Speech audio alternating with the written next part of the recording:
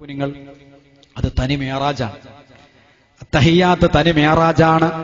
അല്ലാഹു സുബ്ഹാനഹു വ തആല പ്രവാചകനെ ക്ഷണിച്ചു. അല്ലാഹുവിന്റെ തിരുസന്നിധിയിൽ ചെന്നു. അല്ലാഹുവിന്റെ തിരുസന്നിധിയിൽ വന്നപ്പോൾ അല്ലാഹുവിന്റെ റസൂല് പറഞ്ഞത് അത്തഹിയ്യാത്തുൽ മുബാറകാത്തുസ് സ്വലവാത്തു ത്വയ്യിബാത്തു ലില്ലാഹ്.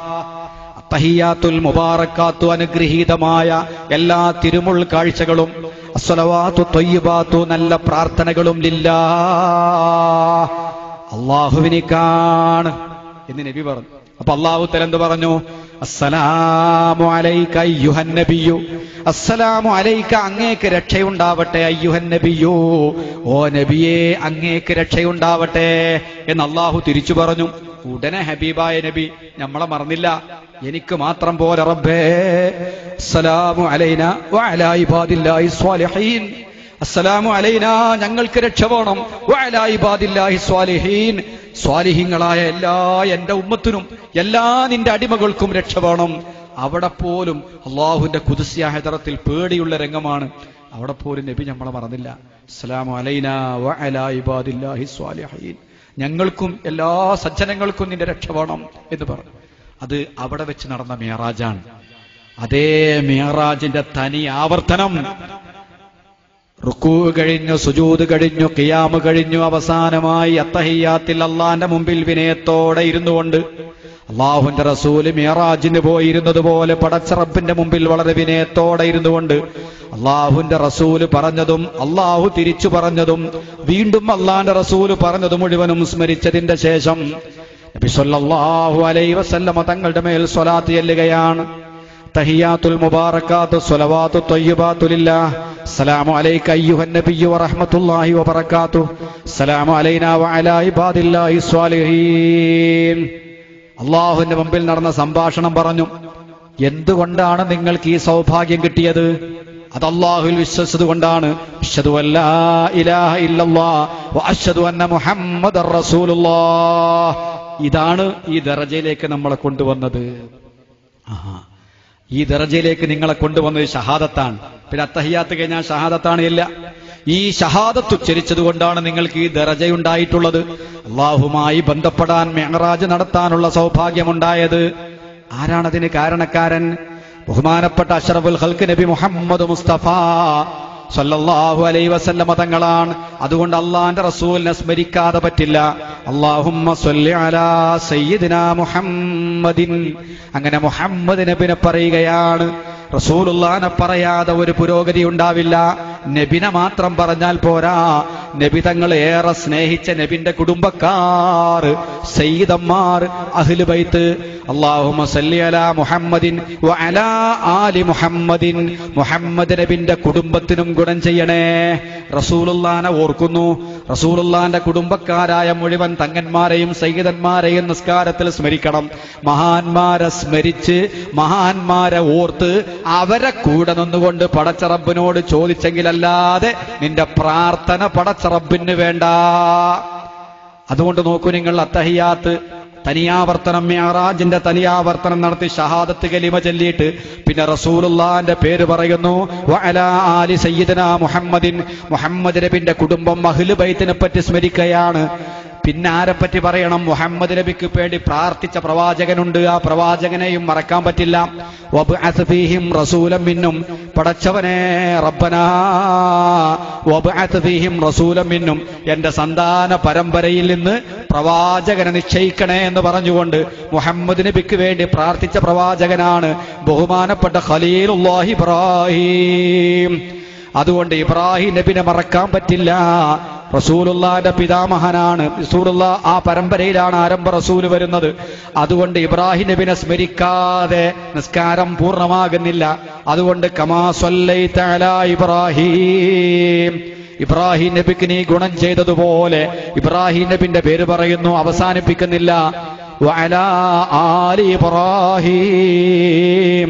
ഇബ്രാഹിം നബിന്റെ കുടുംബത്തിന്റെ മേൽ, ഇബ്രാഹിം നബിന്റെ കുടുംബമാണ് ഇസ്മായിൽ നബി ഇസ്ലാം, ഹാജറ ബീവി തുടങ്ങിയിട്ടുള്ള മഹാന്മാരെയും മഹദികളെയും സ്മരിച്ചതിന്റെ ശേഷം, ഇബ്രാഹിം നബിനൊക്കെ പറഞ്ഞതിന്റെ ശേഷം, സ്വലാത്ത് കഴിഞ്ഞതിന്റെ ശേഷം പിന്നെയാണ് നമ്മളെ സ്വന്തം കാര്യം പറയുന്നത്. എന്താ സ്വന്തം കാര്യം? അല്ലാഹുമ്മ ഗഫിർലി മാ ഖദ്ദംതു. ഞാൻ മുമ്പ് ചെയ്തു പോയ ദോഷങ്ങളൊക്കെ പുറത്തു തരണം റബ്ബേ. കണ്ടോ, നിങ്ങൾ നിങ്ങൾക്ക് വേണ്ടി പ്രാർത്ഥിക്കുന്നത് ഈ മഹാന്മാരെ ഒക്കെ സ്മരിച്ചതിന് ശേഷം ആ മഹാന്മാരെ കൂട്ടുപിടിച്ച് അവരെ കൂടെ നിന്നെങ്കിലല്ലാതെ ഒരു പ്രശ്നവും പരിഹരിക്കപ്പെടുകയില്ല. 5 നേരത്തെ നിസ്കാരവും നമുക്ക് പഠിപ്പിച്ചു തരുന്നത് ആ സത്യമാകുന്നു പ്രിയപ്പെട്ട സഹോദരങ്ങളെ. അതുകൊണ്ട് ഇനി നിസ്കരിക്കുന്ന സന്ദർഭത്തിൽ നമ്മൾ ഈ പറഞ്ഞ കാര്യങ്ങളൊക്കെ ആലോചിച്ച് ഖിയാമിൽ നിൽക്കുമ്പോൾ ഖിയാമിനെ പറ്റി ബോധം വേണം. ഓരോ സ്റ്റെപ്പിലും അള്ളാഹുവിന്റെ മുമ്പിലാണ് നിൽക്കുന്നതെന്ന ബോധം വേണം. അടിമയും ഉടമയും തമ്മിലുള്ള സംഭാഷണമാണെന്ന ബോധം വേണം. ആ ബോധത്തോടുകൂടെ നിസ്കരിച്ചുകൊണ്ടിരിക്കണം. ചെയ്യുന്ന നിസ്കാരം വളരെ കൃത്യവും ഭംഗിയുമായിരിക്കണം. കാരണം അഷ്റഫുൽ ഖൽഖ് പറയുകയാണ്, മിഫ്താഹുൽ ജന്നത്തി അസ്സലാ, സ്വർഗത്തിന്റെ താക്കോല് നിസ്കാരമാകുന്നു. സ്വർഗത്തിന്റെ താക്കോല് നിസ്കാരം. താക്കോല് മറന്നുപോയാൽ വീടിന്റെ പുറത്ത് നിൽക്കേണ്ടി വരും, ഉള്ളിൽ കയറാൻ പറ്റൂല. സ്വർഗം തുറക്കണമെങ്കിൽ നിസ്കാരം വേണം. നാളെ പരലോകത്ത് ആദ്യമായി ചോദ്യം ചെയ്യപ്പെടുക നിസ്കാരത്തെ പറ്റിയാണ്. ആ നിസ്കാരത്തിൽ രക്ഷപ്പെട്ടെങ്കിൽ മാത്രമേ മറ്റുള്ള സർവ്വകാര്യങ്ങളിലും അവർക്ക് രക്ഷയുള്ളൂ. അത് സ്വർഗത്തിന്റെ താക്കോലാണ്. മറ്റൊരു സ്ഥലത്ത് അഷ്റഫുൽ ഖൽഖ് പറയുന്നത്, ഇന്നമാ മൗലിഉ സ്വലാത്തി മിനദ്ദീനി കമൗലിഇ റഅസി മിനൽ ജസദി. ദീനിൽ നിസ്കാരത്തിന്റെ സ്ഥാനം ശരീരത്തിൽ തലയുടെ സ്ഥാനമാണ്. ഒരു മനുഷ്യന്റെ ശരീരത്തിൽ തല എന്ന് പറയുന്ന അവയവത്തിന് എന്താണോ സ്ഥാനം, അതേ സ്ഥാനമാണ് ദീനിൽ ഇസ്ലാമിൽ നിസ്കാരത്തിന്. നിസ്കാരല്ലെങ്കിൽ തലല്ലാത്തതുപോലെ. അള്ളാഹു നമ്മളെ കാത്തുരക്ഷിക്കട്ടെ. വളരെ ശ്രദ്ധിച്ച് കൃത്യനിഷ്ഠയോടുകൂടെ നിർവഹിക്കേണ്ടതാണ് നിസ്കാരം. ബഹുമാനപ്പെട്ട പണ്ഡിതന്മാർ പറയുന്നുണ്ട്, നിങ്ങൾ 4 കാര്യങ്ങളെ കൊണ്ട് ഒരു വിഭാഗം ജോലിയാകുമ്പോൾ നിങ്ങൾ വേറെ 4 കാര്യങ്ങളെ കൊണ്ട് ജോലിയാവണം. സാധാരണക്കാരൊക്കെ 4 കാര്യങ്ങളെ കൊണ്ട് ജോലിയാകുമ്പോൾ നിങ്ങൾ വേറെ 4 കാര്യം. എന്താണത്? ഇദസ്തഗലന്നാസു ബിസിത്തത്തി അശ്യാ ഫസ്തഗിലു അൻഫുസകും ബിസിത്തത്തിൻ ഉഖ്റാ. ജനങ്ങൾ 6 കാര്യങ്ങളുമായി ജോലിയാകുമ്പോൾ നിങ്ങൾ വേറെ 6 കാര്യങ്ങളുമായി ജോലിയാവണം. 4 കാര്യങ്ങൾ. ഏതൊക്കെയാണത്? ഇദസ്തഗലന്നാസു ബികസറത്തിൽ അമാൽ. ജനങ്ങൾ അമലുകൾ പെരുപ്പിക്കാൻ വേണ്ടി ശ്രമിക്കും. ചില ആളുകൾ ധാരാളം ചെയ്യാൻ വേണ്ടി നോക്കുമ്പോൾ, അമലുകളെ പെരുപ്പിക്കാൻ നോക്കുമ്പോൾ നിങ്ങൾ ചെയ്യേണ്ടത് എന്താണ്? ബിഹുസ്നിൽ അമാൽ. ചെയ്യുന്ന അമലുകളെ ഭംഗിയാക്കാൻ ശ്രമിക്കണം. ആളുകൾ കുറെ ചെയ്യാൻ കെട്ടിമറി. നിങ്ങൾ ചെയ്യേണ്ടത് എന്താ?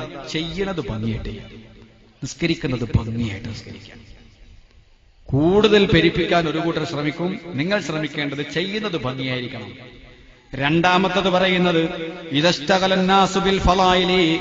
ജനങ്ങൾ പോരിശ കിട്ടുന്ന കുറെ കാര്യങ്ങളുമായി ഇടപഴകുമ്പോൾ നിങ്ങൾ ജോലിയാവേണ്ടത് ബിത്മാമിൽ ഫറായിലി.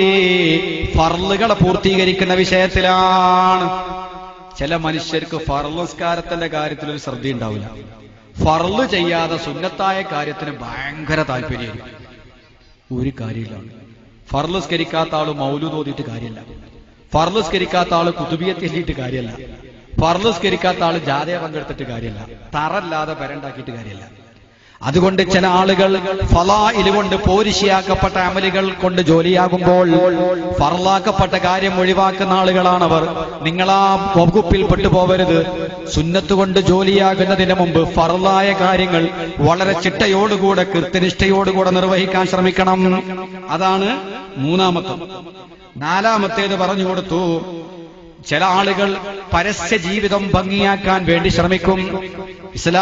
ഇസ്ലാഹുൽ അലാനിയ, പരസ്യമായ ജീവിതം ഭംഗിയാക്കാൻ ശ്രമിക്കുമ്പോൾ ജനങ്ങളെ മുമ്പിൽ വളരെ മൊഞ്ചായി, ജനങ്ങളെ മുമ്പിൽ വളരെ നല്ലവനായി, പൊതുജനങ്ങളെ മുമ്പിൽ നല്ലവനായി നടക്കുമ്പോൾ നിങ്ങൾ ശ്രദ്ധിക്കേണ്ടത് നിങ്ങളെ രഹസ്യ ജീവിതം ഭംഗിയാക്കുകയാണ്.